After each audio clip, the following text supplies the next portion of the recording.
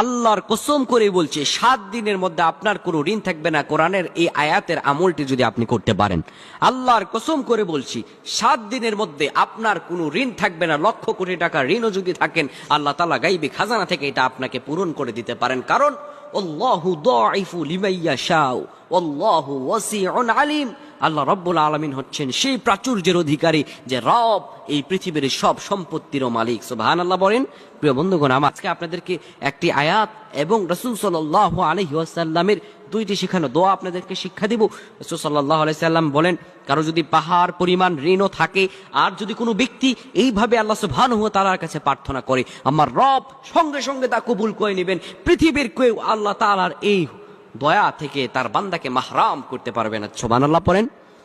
আয়াতটি আপনি পাঠ করবেন আল্লাহ রাব্বুল আলামিনের কাছে। এই আয়াতটি আপনি 7 দিন একটানা পাঠ করবেন। আপনি